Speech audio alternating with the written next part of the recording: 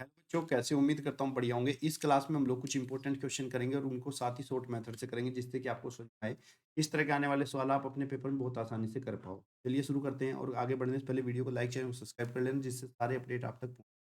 तो पहले क्वेश्चन पे आप लोग ध्यान दीजिए। एक वस्तु को 15% के लाभ पर बेची जाती है। अब यदि इसको 27 रुपये अधिक में बेचे, यानी कि जितने में पहले बेच रहे थे उससे 27 रुपये इसको ज़्यादा में बेच दे, तो अब इससे जो पहले 15% लाभ हो रहा था, 15% लाभ की जगह अब यहाँ पे 20% लाभ होने लग जाता है। तो उस वस्तु का क्रय मूल्य क्या होगा?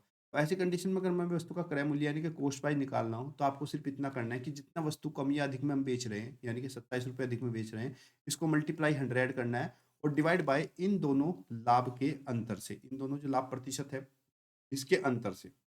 अंतर का मतलब ज़्यादा वाले प्रतिशत में से कम को माइनस करना है। तो 20 में से 15 को माइनस करेंगे, इनका अंतर आएगा 5। हल करेंगे, 5 दूनी 10 जीरो, 27 की 20 से गुणा करेंगे, 27 इंटू 20, तो 27 दूनी कितना होता है बच्चे? 54, और ये जीरो। तो इस वस्तु का क्रय मूल्य 540 रुपये होगा। Option number c right answer. अब ये जो मैंने बताई ये कंडीशन कब वैलिड होगी? देखो, मूल्य कम और अधिक जितना भी होगा वो तो ऊपर ही रखना है आपको।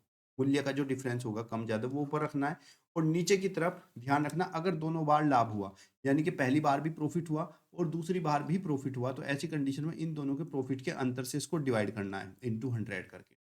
या फिर दोनों कंडीशन में लॉस हुआ, पहले भी नुकसान हुआ और बाद में भी नुकसान हो रहा है, तो ऐसी कंडीशन में भी हम दोनों का अंतर ही यूज करेंगे, नीचे की तरफ अंतर से भाग करेंगे। लेकिन अगर इस क्वेश्चन में पहली बार में प्रॉफिट हुआ, यानी कि लाभ हुआ, और दूसरी बार में हानि हुई, तो ऐसी कंडीशन में लाभ और हानि के योग से इसको डिवाइड करेंगे। या फिर पहले लॉस हुआ, हानि हुई और बाद में फिर यहाँ पे लाभ हुआ, तो ऐसी कंडीशन में हम इसको प्लस करेंगे। ये छोटी सी बात आपको ध्यान। अगला प्रश्न देखिए, एक वस्तु को 536 रुपए में बेचने पर होने वाला लाभ उस वस्तु को 426 में होने वाली हानि के बराबर होते हैं।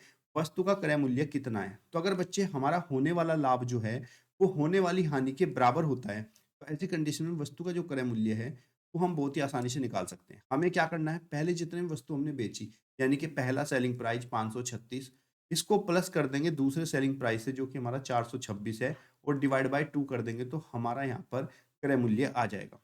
ये क्यों हमने ऐसे किया वो भी अभी आपको बताऊंगा, क्योंकि नेक्स्ट वाले क्वेश्चन में एक तिहाई है, वहां पे उसी कंसेप्ट को हम यूज करेंगे। तो इसको हल करेंगे, 6 6 कितना हो गया बच्चे आपका? 12, और 3 2 5, और एक हासिल 6, और 5 और 4 9, 962 डिवाइड बाय 2 करेंगे। इसको हल करेंगे, 2 चौक 8, 2 अठे 16, 2 एकम 2, तो वस्तु का क्रय मूल्य हो जाएगा 481 रुपये। अब हम इसके थोड़े से कंसेप्ट की बात कर लेते हैं, क्यों हमने ऐसा किया। क्योंकि बच्चे अब देखो, वस्तु में दो ही तो चीज होती है, एक होता है क्रय मूल्य जिसको कॉस्ट प्राइस कहते हैं, और एक होता है विक्रय मूल्य जिसको सेलिंग प्राइस कहते हैं।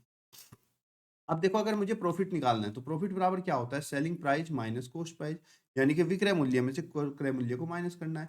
और अगर मुझे लॉस निकालना हो तो लॉस बराबर क्या करते हैं हम लोग बच्चे? क्रय मूल्य यानी कि cost price minus selling price.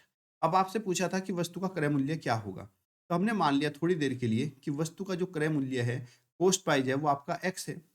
अब वस्तु का क्रय मूल्य एक्स है और हमें सेलिंग प्राइस तो दे रखा है, पहले वाला सेलिंग प्राइस दे रखा है और दूसरे वाला सेलिंग प्राइस। अगर हम लाभ की बात करें, इतने में बेचने पर होने वाला लाभ, यहाँ पे लाभ हो रहा था जब वस्तु को इतने में बेच रहे थे, तो अगर हम लाभ की बात करें तो लाभ बराबर एस पी, यानी कि 536 माइनस क्रय मूल्य जो कि हमने एक्स माना है, जो कि बराबर किसके होना चाहिए? उसने कहा था होने वाला लाभ उस वस्तु के होने वाली हानि के बराबर है। तो हानि की बात करें तो CP minus SP, cost price minus selling price. Cost price हमने कितना माना? एक्स, और सेलिंग प्राइस हमारा कितना है बच्चे? 426 रुपये है। और ये दोनों आपस में क्या है? बराबर। पहली कंडीशन दी है। अब अगर मैं इसको हल करता हूं तो देख लो, एक्स को इधर लेके आऊंगा और संख्या को इधर लेके जाऊंगा। एक्स को इधर लेके जाऊंगा तो कितना हो जाएगा? संख्या को इधर लेके आऊंगा 536, और 426 जो कि माइनस है इधर आके प्लस हो जाएगा 426, और बराबर एक्स इधर है, और ये एक्स जो हमारा माइनस है ये भी इधर आकर प्लस में एक्स हो जाएगा। तो 536 और 426 को जब मैं प्लस करूंगा तो ये आपका 962 हो जाएगा, बराबर में कितना? 2x, और जो दो गुणा में होता है वो भाग में चला जाएगा, जो कि यहाँ पे हमने कंडीशन लगाई है। तो इन सब चीजों से हमने समझ में आया कि जब भी हमारा लाभ होने वाली हानि के बराबर हो, तो ऐसी कंडीशन में इतना सब कुछ करने की तुम्हें जरूरत ही नहीं है। तुम डायरेक्टली जितने हमने बेचा पहले और जितने बेचा बाद में, दोनों को प्लस करो और 2 से डिवाइड कर दो। आपका आंसर 100% आ जाएगा कि क्या उसका कॉस्ट प्राइस था। क्लियर बच्चे? अगर कोई डाउट है तो पूछ। अब जैसे अगला क्वेश्चन दिया है, इस क्वेश्चन को हम डायरेक्टली नहीं कर सकते, क्योंकि यहाँ पे हमें एक तिहाई, दो तिहाई इस तरह की वैल्यू दी है। तो इसको हम ऐसे करेंगे कि एक वस्तु को बोल रहा है 1330 में बेचने पर होने वाली हानि। 1330 में जब उसने बेचा तो उससे जो हानि हुई, वो हानि 1530 रुपए में बेचने पर होने वाले लाभ के 1/3 के बराबर है। उस वस्तु का क्रय मूल्य क्या होगा? या छोटी-सी बात समझ लो, आप यहाँ पे लिखो कि लेट मान लो कि वस्तु का जो क्रय मूल्य है, कॉस्ट प्राइस है, वो एक्स रुपए। अब कंडीशन ये है कि होने वाली हानि उस वस्तु के होने वाले लाभ का 1/3 है। मतलब कि जो हमारा लॉस है, हानि है, वो उसके प्रॉफिट का कितना है? 1/3 यानी कि 3 भाग है। तिरछी गुणा करेंगे तो 3 गुणा लॉस, यानी कि लॉस का 3 गुणा किसके बराबर होगा? प्रॉफिट के बराबर। हमने तिरछी गुणा करी तो 3 गुणा लॉस। अब बच्चे लॉस होता क्या है? लॉस बराबर होता है हमारा सीपी, कॉस्ट प्राइस माइनस में सेलिंग प्राइस, अभी मैंने बताया आपको। और प्रॉफिट बराबर क्या होता है? सेलिंग प्राइस विक्रय मूल्य माइनस क्रय मूल्य। अब इसको मैं हल करूंगा। 3 कॉस्ट प्राइस मैंने क्या माना? X minus selling price. जब मुझे हानि हो रही थी तो मैंने वस्तु को 1330 रुपए में बेची थी, तो माइनस 1330। अब मुझे लाभ हुआ कब? जब 1530 में बेचा, तो सेलिंग प्राइस मेरा कितना हो गया? 1530, और कॉस्ट प्राइस मैंने एक्स माना। बच्चे यहाँ से ब्रैकेट खुलेगा, 3 की मल्टीप्लाई अंदर होगी। जब हम 3 की मल्टीप्लाई अंदर करेंगे तो मुझे मिलेगा 3x, और 3 की 1330 में भी करेंगे, 3 0 0, 3 तिया 9, 3 तिया 9, 3 एकम 3, बराबर 1530 माइनस एक्स। अब बच्चे x को हम इक्वल टू से इधर लेके आएंगे और संख्या को इधर लेके जाएंगे। x हमारा माइनस है, इधर आकर प्लस हो जाएगा, क्योंकि बराबर से इधर आती है तो उसके साइन बदल जाते हैं। तो ये हमारा हो गया 3x, और ये जो x माइनस है इधर आकर प्लस का x हो जाएगा, बराबर 3990। ये माइनस था, प्लस हो गया, और प्लस में 1530, जो कि पहले से इधर था। 3 और 1 कितना हुआ बच्चे? हमारा 4x, बराबर इसको प्लस करेंगे 0, 9 3 12, 9 5 13, और 1 14, 3 और 1 4 और 1 5, 5420। तो x बराबर बच्चे हो जाएगा 5420, और ये जो x यहाँ पे गुणा में है, इधर आकर डिवाइड में चले, 4 से इसको काट देंगे, 4 एकम 4 बचा 1, कितना हो गया? 14, 4 तिया 12, बचे कितना? 2, 4 पंजे 20, और 4 पंजे 20। ठीक है, तो इस वस्तु का मूल्य हो जाएगा हमारा, 1 मिनट बच्चों, हम इसको यहाँ पे हल करेंगे। इसको जब जोड़ेंगे तो 5520 आएगा, 4 से डिवाइड करेंगे तो आपका आ जाएगा 4 एकम 4 बचा 1, 15 हो गया, 4 तिया 12, 4 अठे 32, 0। तो उस वस्तु का क्रय मूल्य होगा 1380 रुपये। ऑप्शन नंबर आपका डी राइट आंसर। क्लियर बच्चों? बस इस तरह के क्वेश्चन के लिए जो कंडीशन दी है वो आपको ध्यान रखनी है, और साथ ही आपको ध्यान रखना है कि जो प्रॉफिट होता है, जो हमारा लाभ होता है, वो वस्तु का क्रय मूल्य, वस्तु का विक्रय मूल्य और माइनस क्रय मूल्य के बराबर होता है, और जो हमारा लॉस होता है वो वस्तु के क्रय मूल्य और माइनस विक्रय मूल्य के बराबर होता है। तो आपको ये दो छोटी सी कंडीशन याद रखनी है, तो आप कोई भी क्वेश्चन हो आप आसानी से हल करोगे।